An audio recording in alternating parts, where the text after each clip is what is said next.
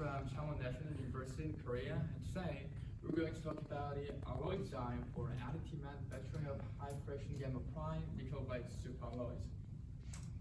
The first nickel-based superalloys, which can be fabricated by additive manufacturing process, are almost roach alloys such as Ecolium 7, 18, 625, and etc. Thanks to those very nice 3D printing buildability and weldability.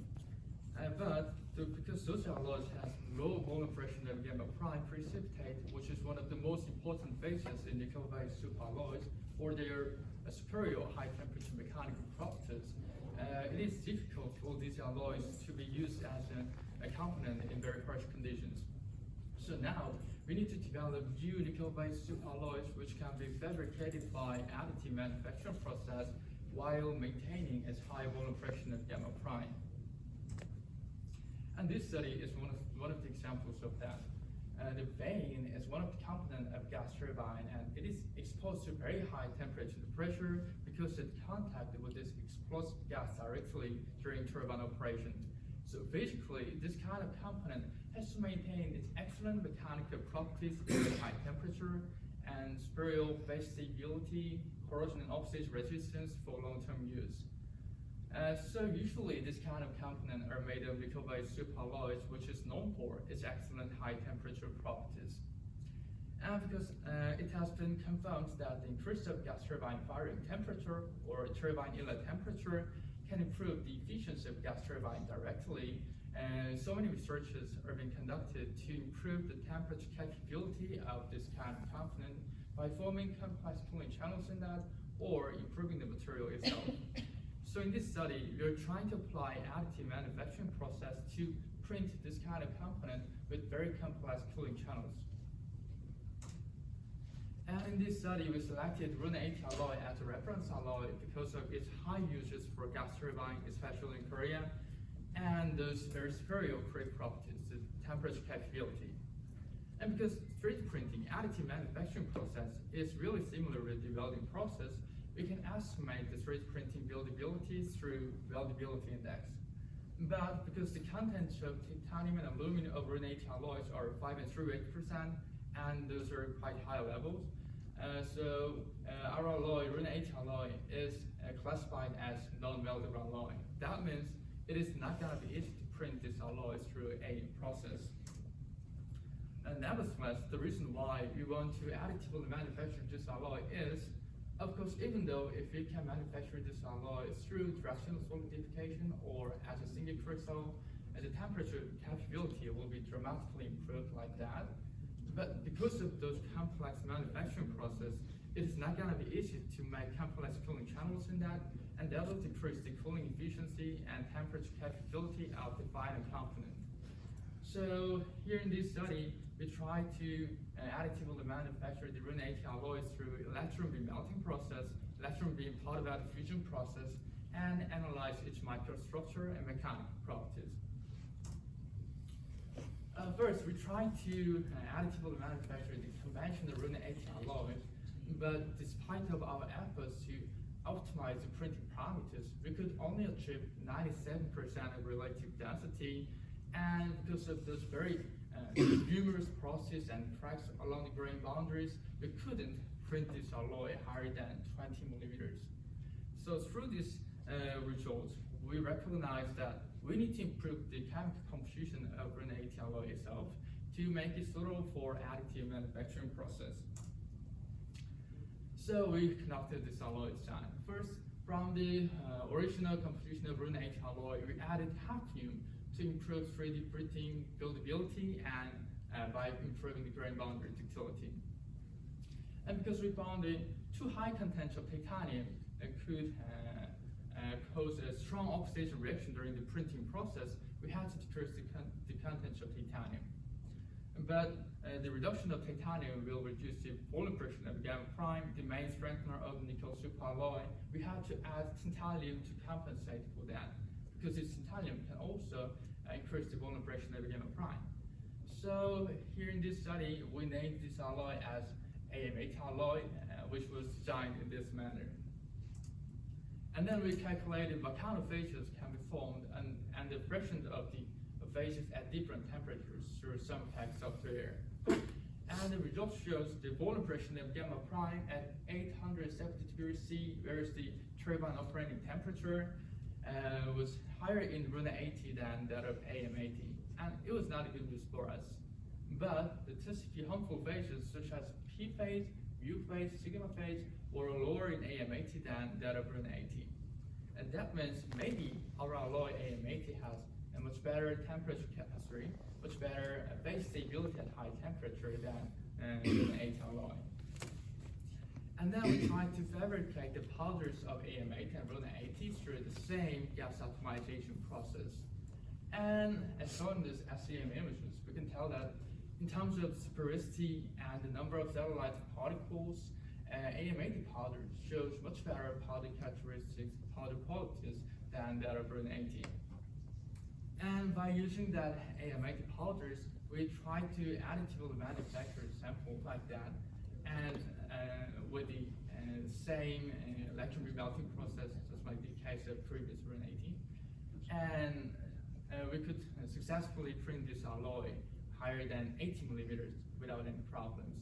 And we could achieve more than 99.9% of relative density, and as shown in this microstructure images, there was almost no pore and no cracks.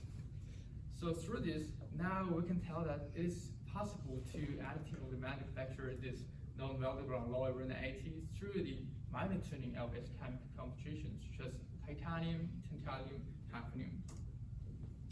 And also as shown in this page, we can tell that through the modification of its chemical composition and optimization of its printing parameters, we could successfully print this alloy.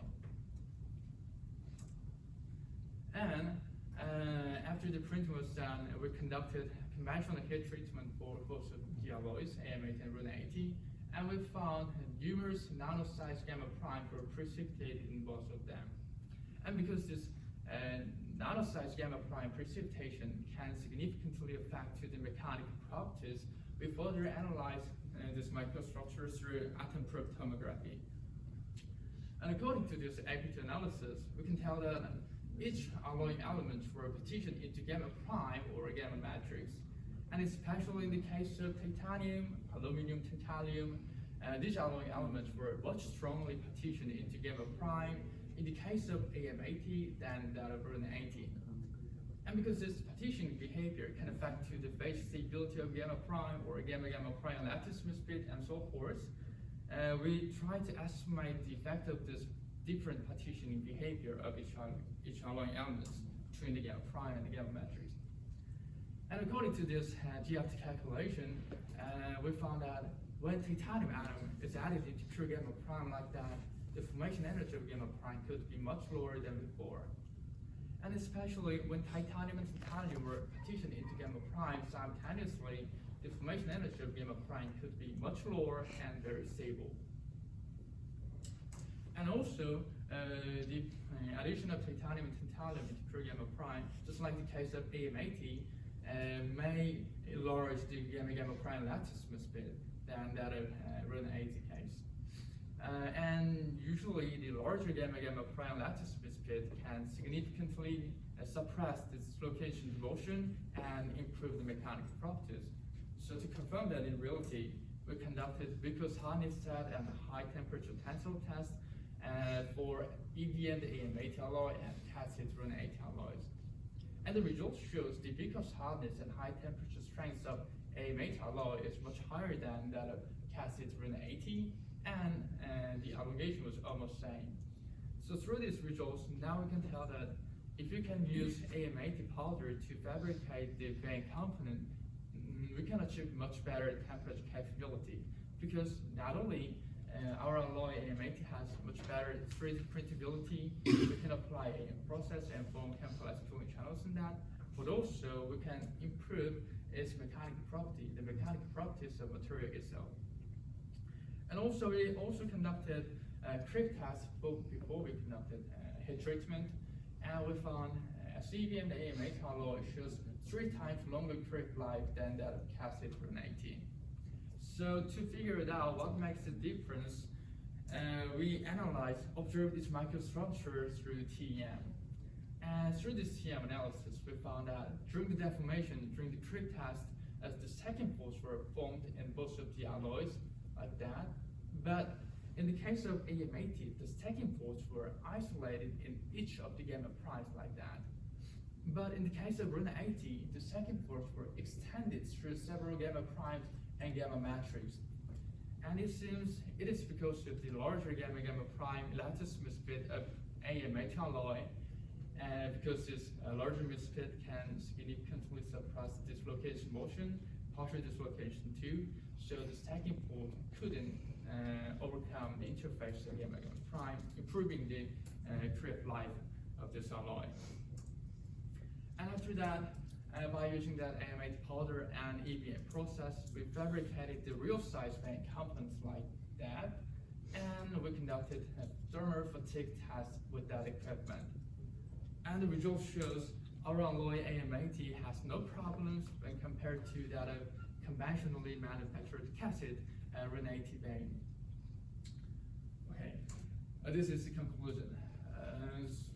First, through this study, we found that through the minor tuning of chemical compositions such as titanium, tantalum, and hafnium, we could successfully actively manufacture the RUNA 80 alloy, even though this alloy is classified as non-weldable alloy. And also, the minor tuning of chemical composition could affect the partitioning behavior of each alloy element between the gamma prime precipitate and the gamma matrix, and that may affect the base stability and lattice misfit and so forth, improving the mechanical properties. So, okay, this is the end of my presentation. Thank you.